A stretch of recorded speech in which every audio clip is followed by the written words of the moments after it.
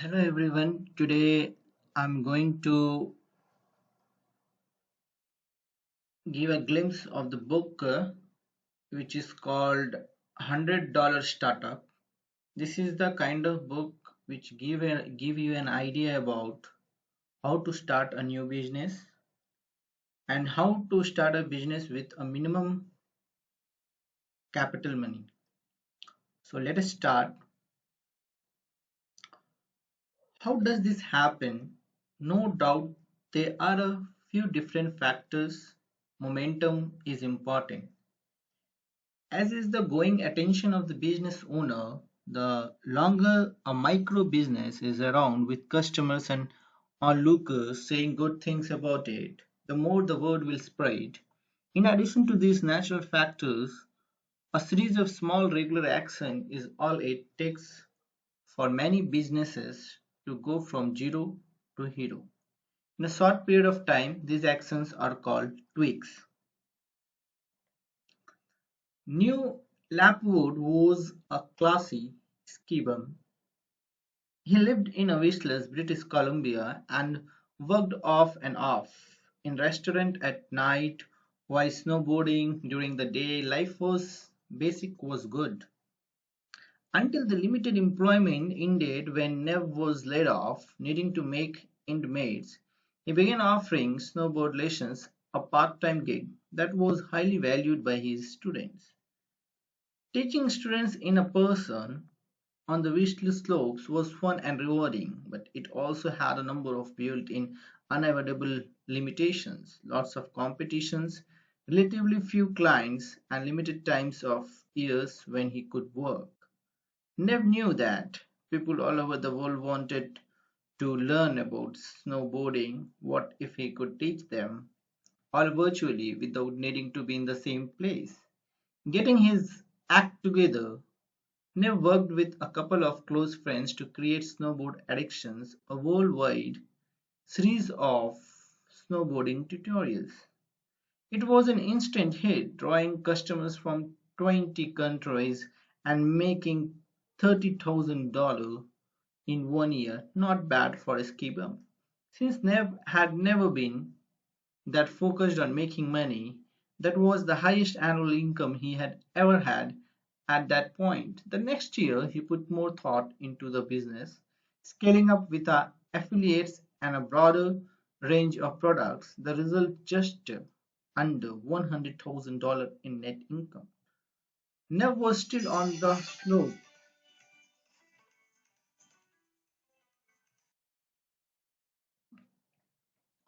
Naturally, the growing business had its challenges. An untrained and accidental entrepreneur knew had to learn a lot about strategy, accounting, and marketing. Stickers that were ordered from China arrived months late and in an unusable condition just 2 years in. However, the business was on track to earn at least $300,000, as we have heard over and over in other stories.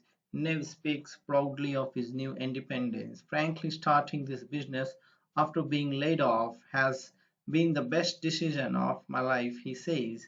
The greatest benefit has been the freedom and ability to do what I like. My plan is to travel for 6 months for every year and run the business for the other 6 months of each year. And of course, while he's running the business, he still finds plenty of time to hit the slope. Tweaking your way to the bank, the big picture, the not so secret to improving income is in existing businesses through tweak small changes that creates a big impact. If a product typically has a 1.5% conversion rate and you increase the rate to 1.75%, the difference adds up to a lot of money as time goes on. If a business normally attracts 4 new customers a day and begins attracting 5, the impact is tremendous. Not only is the business now earning 25% more income, it has diversified its customer base. If you grow your traffic, if you grow your traffic a little and also increase your conversion rate a little while also increasing the average sales price a little, your business grows a lot. These are the most important areas on which to focus your tweak efforts, so let's look at them closely. Increased traffic. Whether you have a website or a storefront, without people who regularly drop by to see your offer, you have no business. Traffic means attention.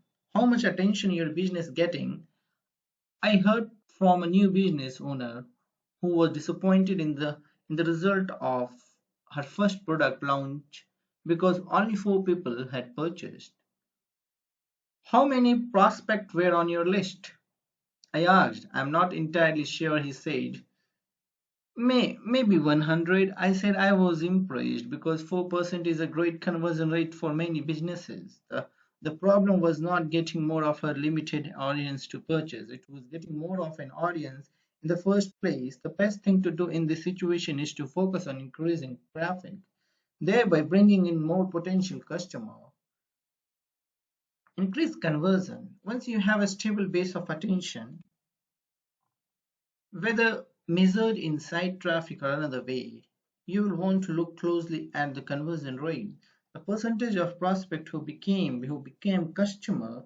The classic way to increase the conversion rate is through testing by measuring one copywriting attempt or offer or headline or something else against another and going with the winner.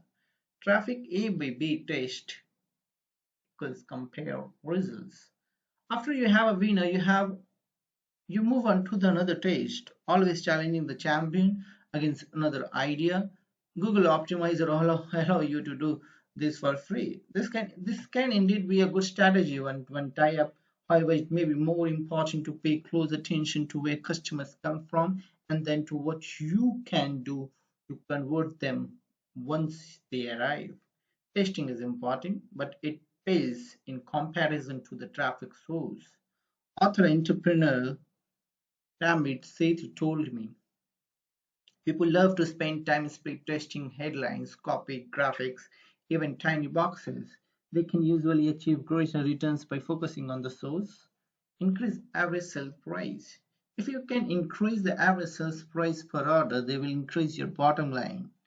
Just as increase in traffic or conversion will, you can do this most easily through upsells, cross sells, and sales after the sale.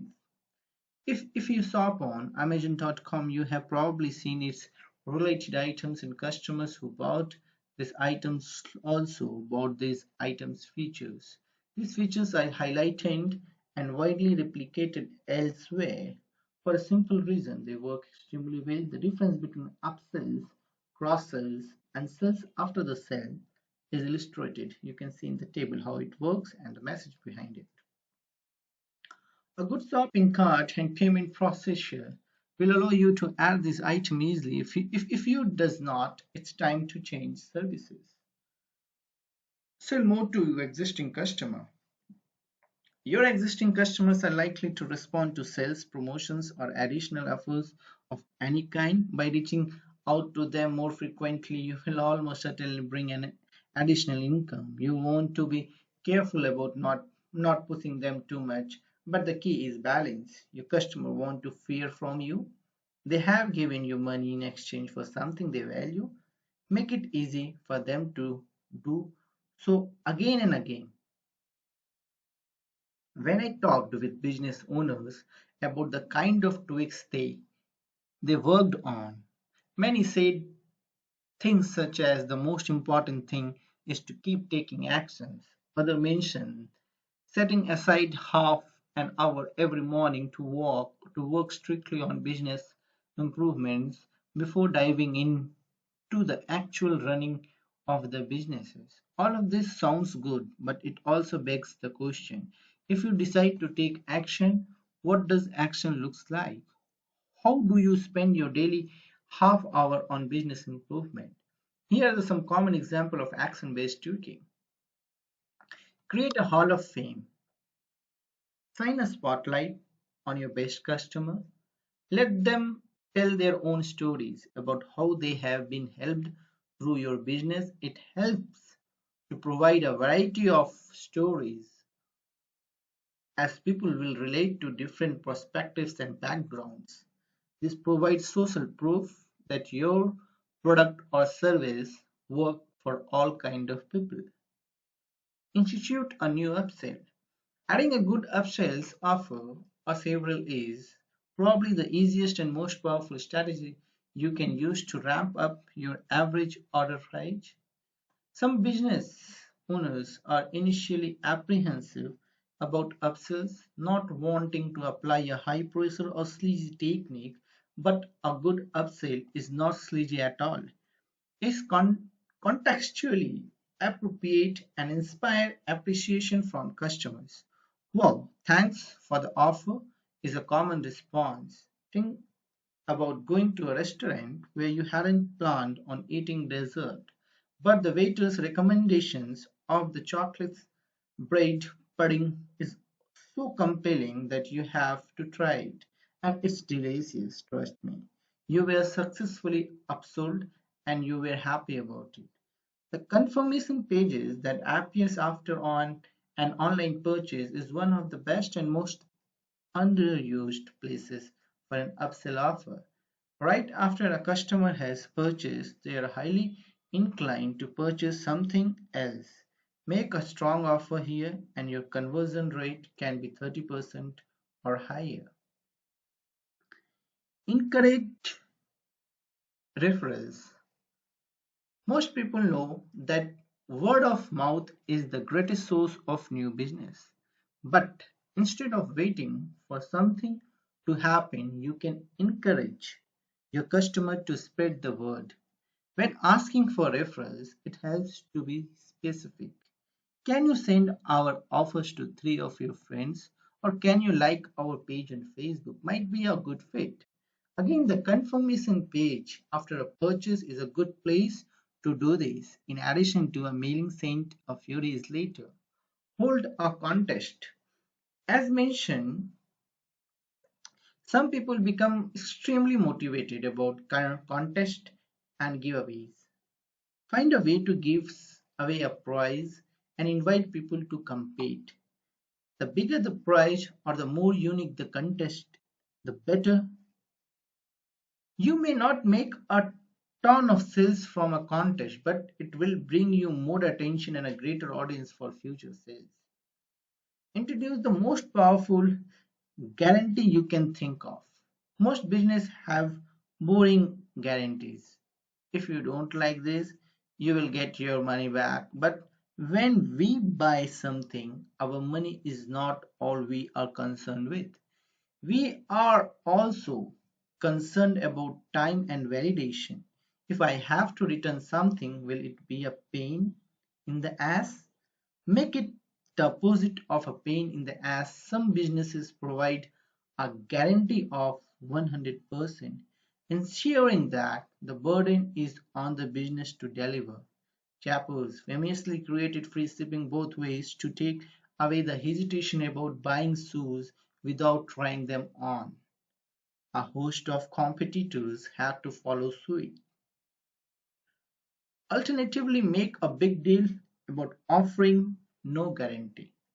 Instead of providing an incredible guarantee, provide no guarantee and make a big deal about this fact. Note that this strategy usually works better for high-end products. It will likely decrease overall sales but increase the commitment level from those who do purchase. Ironically, people who pay for high-end products tend to be better. Customer all around, low-paying buyers are the worst. One business owner who sold a broad range of products at different prices told me we have far more complaints from people who pays $10 and expect the world than from those who pay $1,000. I have noticed a similar effect in my own business. With people buying the lower priced version of something, generating a much higher rate of customer service issues than those who buy the higher priced version. The key lesson in all this idea is to always be experimenting, try new things and see what happens. Another easy thing many existing business can do to add a new revenue source quickly is to create a service from a product based business or create a product from a service based business. Remember the story about the restaurant in chapter 2. Most people go to a restaurant so they can relax and let the staff serve them.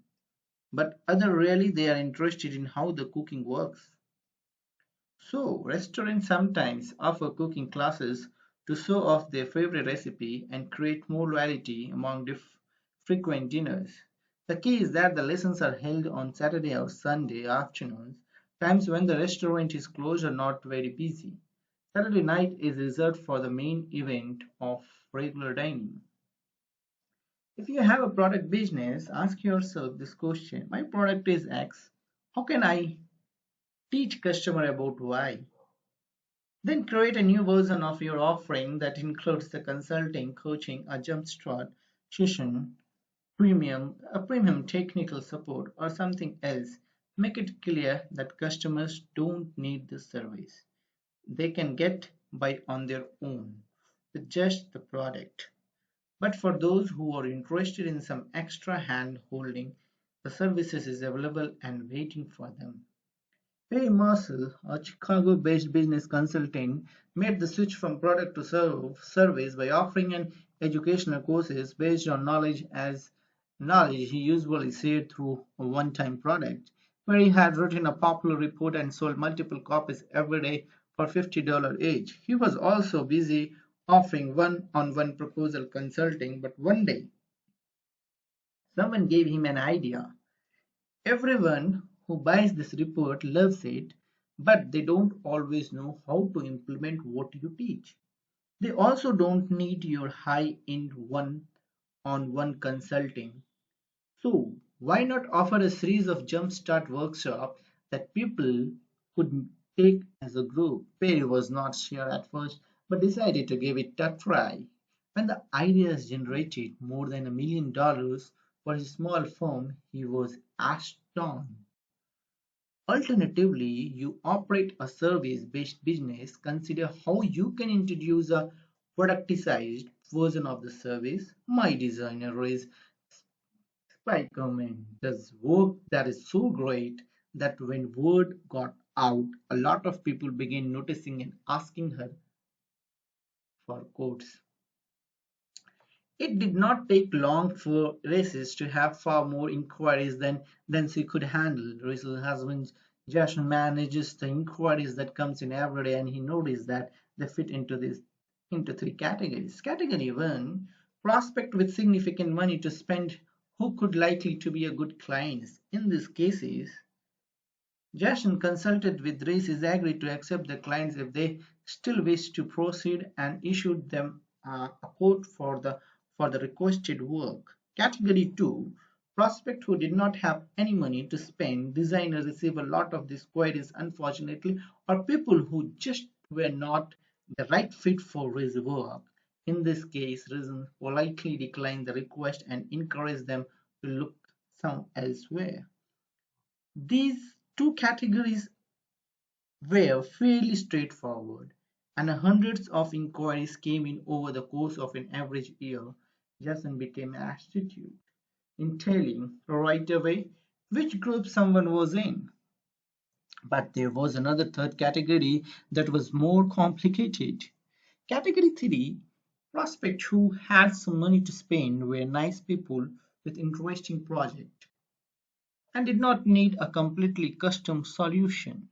The third category was complicated because Royce and Jason did not want to send them away, but they also did not want to take on an excessive number of projects. This limiting Royce's designs time for key clients. They did some careful subcontracting, but they did not want to become a low-end provider or farm out much of the work to others. After considering different options, Royce and Jason decided to create a series of themes and website headers a customer could purchase for a flat rate. These options were not the same as genuinely custom crafted site design, but they were a lot better than anything else on the market. Providing both a product and a service helps with your marketing as well. You can say to prospect, hey, my service cost a lot of money because everything is customized. But if you just need a general solution, you can get this version for much less. Some customers will still want the customized solution, but this where you don't shut the doors on others who like the ideas but can't afford the high-end work. An examination of a thriving retail practice. How does a retail establishment thrive when those around it struggle? Welcome to Happy Knits, a yarn store and internet retailer based in the 20 Southeast area of Portland, Oregon. Here are the 5 ways Happy Knits stand out. A welcoming space. Knitters are welcome to stay for hours, whether shopping or knitting. Guests who happen to be accompanying knitters, usually husbands or children, are also welcome to hang out, sit in comfy chairs, and use free Wi-Fi while the knitter of the family looks around. Most though not all, knitters are women. A clear online strategy. Most retail stores have a website, but few combine a physical location with an online shopping experience as well as Happy Knits does. Online is limitless, says store owner Shara Young. Even with a large retail space, online sales from around the world constitute more than half the sale. He works the systems by maintaining close ties with Ravelry, a social network specifically for knitters, and providing the frequent emails, updates, and offers to previous customers. Great displays and great photos, displays, colors, and placements are important. So Happy Knits includes staging areas for professional photos in a back room of the store. I asked Sarah why she does not just use the photos provided by the manufacturer the way other stores do, because they are not good enough. She told me we try to do everything here with a focus on quality. Exclusive deal is that by working with yarn companies as partner, Happiness creates an exclusivity that is hard to emulate. You might think that this is an unfair advantage, but the companies offered these deals to Sarah because her customers said such good things about the store and because she is careful to pay vendors on time. Lesson to get an unfair advantage, provide remarkable service. Love for customers. Every order sent by mail include a personalized thank you note for an employee, encouraging customers to call if they need help with a pattern. Plus free samples of others' products if an item is back ordered because of a computer glitch. An employee will call the customer proactively to apologize and ask if she could like a substitution. Be nice to people and provide a great service may not sound like much be a differentiation, but all these things add up whether you have a retail store or not. You could learn something from Happy Needs.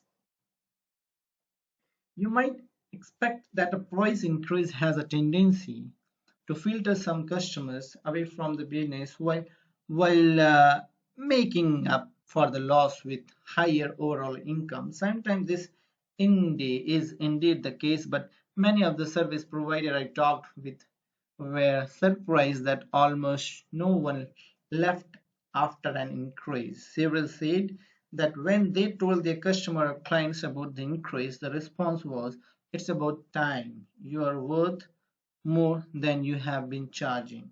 When your clients complain about the price being too low, you should listen. Andy Dunn is a developer in Belfast, Northern Ireland. He left his day job after pitching a web application to a CEO. Crucially, Andy did not just pitch an idea, he had the idea and then acted on it by creating the entire app and sending it over to the CEO. Requesting approval, employees the CEO called him up to say thanks and even agreed to underwrite the expenses for some additional features.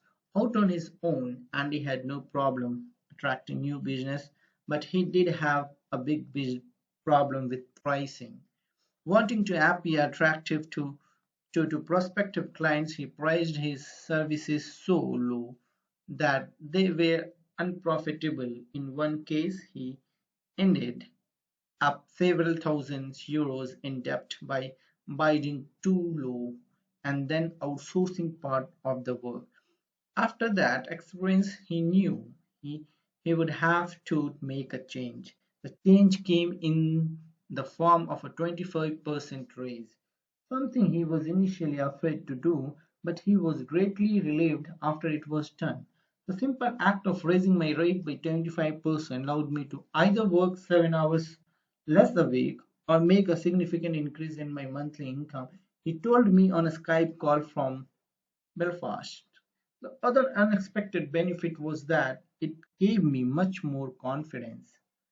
Until I upped the rates, I did not make the connection that I was worth more than I had been charging.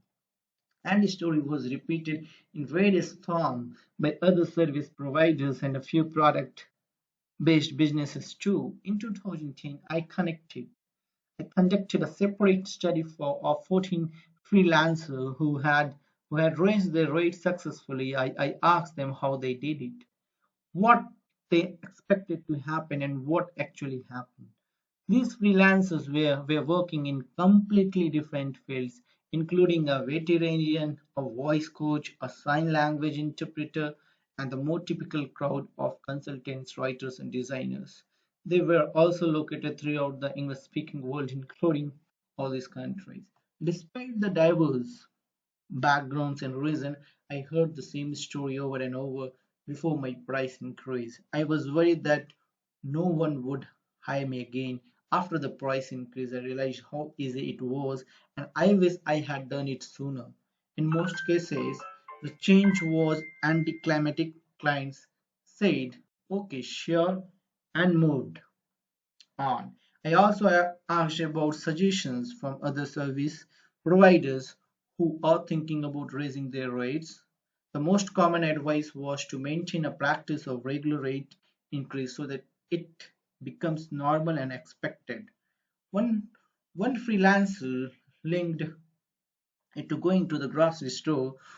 No one expects the price of milk to be the same from year to year. We all know that over time it's going to go up.